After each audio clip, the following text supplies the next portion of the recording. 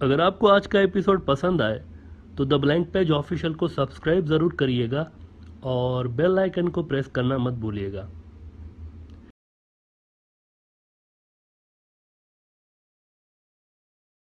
Nadreen, global power balance चीन की तरफ शिफ्ट होने पे हम बात करते रहते हैं कि सेंट्रल एशिया आसान और ऑलमोस्ट पूरा का पूरा साउथ एशिया चाइना के साथ है, सवाए इंडिया के साउथ एशिया में।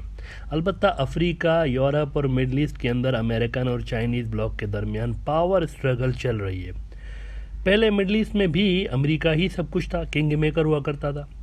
इसी वजह से अक्सर अरब मुल्कों को आपने देखा होगा कि ट्रेडिशनली उनके बड़े अच्छे रिलेशंस रहे हैं अमेरिका के साथ, लेकिन अब वहाँ पर भी चीन और रूस की एक ठीक ठाक प्रेजेंस आ गई है, जो कि हमास और इसराइल वाली जंग में भी हमें नज़र आई। और रूस की एक धमकी पे जंग बंदी हुई थी, 11 रोज़ा जंग जो हुई थी अभी मई में।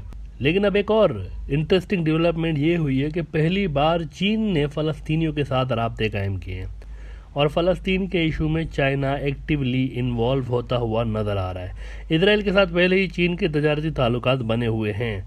जब इंडिया के डिप्लोमेट्स चंद रोज़ पहले इसराइल की ताबड़तोड़ विजिट कर रहे थे ना, और जब इंडिया के फॉरेन मिनिस्टर जयशंकर साहब इसराइल के दौरे पे गए हुए थे, तो हमने आपको बताया था कि इसराइल का हाइफा वाला जो पोर्ट है ना, हाइफा वाला पोर्ट, ये चाइनीज़ ने ले रखा हुआ है और वो ही इसको ऑपरेट कर रहे हैं। तो उधर तो वो वैसे ही है इसराइल के अंदर, लेकिन फ़लस्तीनियों के साथ भी अब चाइना के गहरे रवाबित नज़र आ रहे हैं। इस्तांबुल तुर्की का एक अहम शहर है, जिसको इस्लामी तारीख़ में आपने कुस्तुन दुनिया के नाम से जाना होगा। अहादीस नबवी सल्लल्लाहु अलैहि वसल्लम में भी इस शहर का बड़ा जिक्र आया हुआ है, कुस्तुन दुनिया का।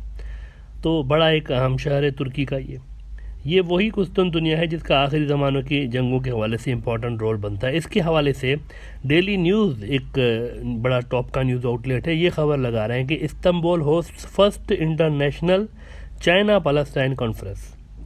और तुर्की का ही अनादुलू एजेंसी लिख रहा है कि Palestinians ready to engage with Chinese to tell them our stories.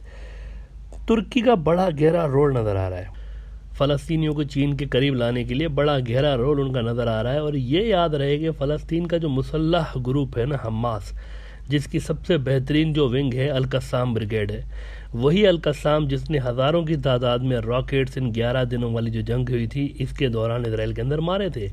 इस हमास की एक सियासी विंग भी है। एक तो ये तो अल-कस्साम तो उनकी मिलिटेंट विंग है, उसकी एक सियासी विंग भी है और उस सियासी विंग का लीडर है इस्माइल हानिया।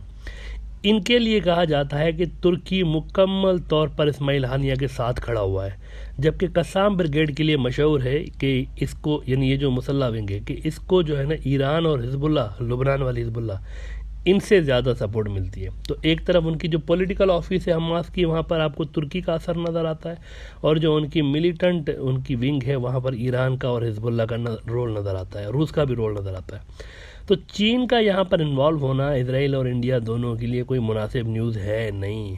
जाहिर सी बात है, चीन इंडिया का एक बहुत बड़ा एनिमी है, सबसे शायद टॉप का थ्रेट बना हुआ है आजकल।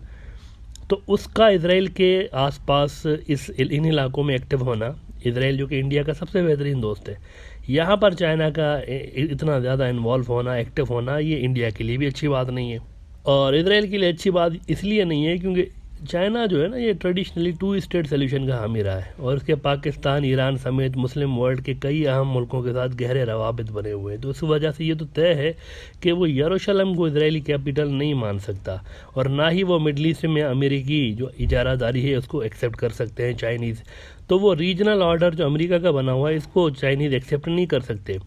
मिडल ईस्ट में चाइना के बढ़ते हुए असर पर यह सवाल पैदा हो रहे हैं कि कई अहम रियासतों का जो कई सौ अरब डॉलर्स का ट्रेड यानी हर साल हो रहा है चीन के साथ, और फिर मिलिटरली वहाँ पर सीरिया के मामले में दुनिया ने देख लिया कि रूस ने अमेरिका को भी धपड़धूस करते हुए रीजनल ऑर्डर को अमेरिका की मर्ज़ी का होने की बजाय अपनी मर्ज़ी का वहाँ पर मेंटेन रखा हुआ है रशिया ने, विच मीन्स मिलिटरली और इकोनॉमिकली ये जो रशिया चाइना ग्रुप है इसका भरपूर असर है मिडल ईस्ट के अंदर।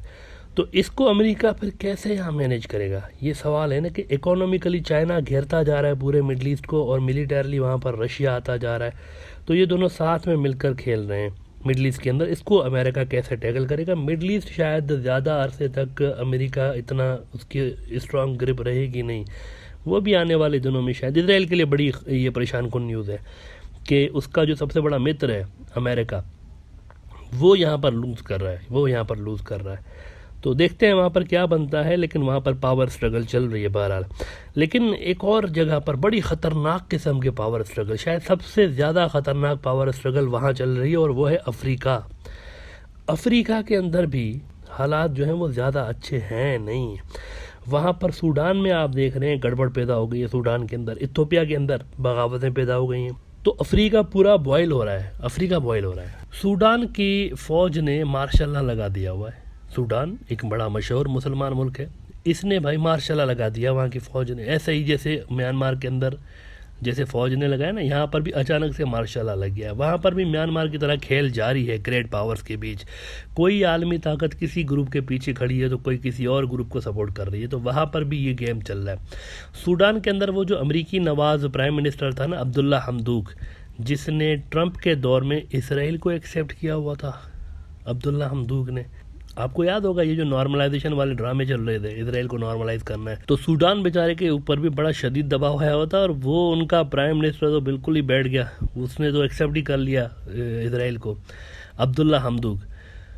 इस अब्दुल्ला हमदूक को फ़ौज ने कल्टी करके मार्शल लॉ लगा दिया है। जिसने इसराइल को एक्सेप्ट किया था उसको फ़ौज ने कल्टी कर दिया है वहाँ के सूडान के लिए। अमेरिका ने वहाँ की फ़ौज को धमकी देते हुए कहा हुआ है कि देखो दुनिया देख रही है, होशियार खबरदार, ये तो तुमने मार्शल लॉ लगा दिया है सूडान के अंदर, लेकिन दुनिया देख रही है। अरब न्यूज़ खबर लगा रहा है कि the whole world is watching, US tells Sudanese military. गुज़िश्ता साल अक्टूबर में अमेरिका ने सूडान से इसराइल को तस्लीम करवाया था, और अब इस साल भी मुश्किल से हुआ है कि प्राइम मिनिस्टर ही कल्टी हो गया वहाँ पर। 23 अक्टूबर 2020 को इसराइल और सूडान के ताल्लुकात नॉर्मल हुए थे, और 25 अक्टूबर 2021 को, इसी साल 25 अक्टूबर, अभी गुज़िश्ता हफ्ते, गवर्नमेंट गिर गई है वहाँ पे, गवर्नमेंट गिर गई, इसराइल को एक्सेप्ट करने वाली गवर्नमेंट गिर गई है वहाँ पर। इससे पहले वैसे अब्दुल्ला हमदूक, इसने इसराइल को एक्सेप्ट किया था ना, इसको अमेरिका और ये लाए भी ऐसे ही थे पावर में, ये भी हम आपको बता दें।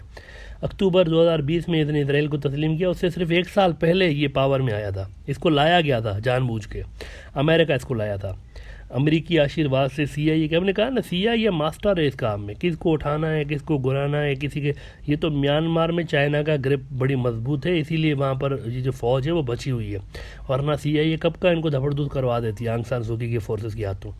तो इस तरह नहीं है कि वो चाइनीज़ जो एक मजबूत स्ट्रॉन्ग होल्ड है वहाँ पर सीआईए की चल नहीं रही, बस नहीं चल रहा उनका, वरना कोई ऐसा मुल्क हो ना उनको ये तो उड़ा के रख दें बिल्कुल।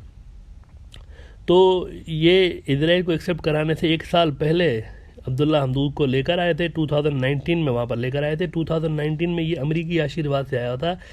उससे पहले 30 साल तक वहाँ पर उमर अल बशर की सरकार थी। उमर अल बशर जो था वो इसराइल को तस्लीम करने के हक़ में था नहीं, तो ये उमर अल बशर को हटा के इसको लेकर आए थे अब्दुल्ला हमदूक को, प्रोटेस्ट के ज़रिए कि भाई नौजवान बाहर निकले हैं, रिवोल्यूशन है वहाँ पर, तो ये है फलां ढमकाना, ड्रामेबाजियाँ जो होती रहती हैं, नौजवान निकले हैं भाई, नौजवानों का इनकलाब है, फजूल किस्म की ड्रामेबाजियाँ। असल में इनको लाना था, उमर अल बशर को हटा के इनको लाना था असल में, तो ये लेकर आ गए थे इनको, लेकिन अब ये तो धपड़धूस हो गए। ये कांड करवाया इन्होंने अब्दुल्ला हमदूक से, और फिर ये धपड़धूस हो गए। एंटी जो अमेरिका फोर्सेज हैं उन्होंने इसको कल्टी कर दिया वहाँ पर, जिससे अमेरिका परेशान हो गया है। यहाँ भी अमेरिका अफ़गानिस्तान की तरह अपनी वेस्टर्न डेमोक्रेसी वाला चूरन बेचने में लगा हुआ था वहाँ उमर अल बशर की हुकूमत कराने के बाद, लेकिन दाल गल नहीं रही यहाँ पर भी। यहाँ पर कोई बाय नहीं कर रहा वो वेस्टर्न डेमोक्रेसी। तो सेंट्रल एशिया आसान का रीजन गंवाने के बाद अमेरिका को मिडल ईस्ट और अफ्रीका में भी सख्त कंपटीशन का सामना करना पड़ रहा है चाइनीज़ और रशियन ग्रुप के हाथों।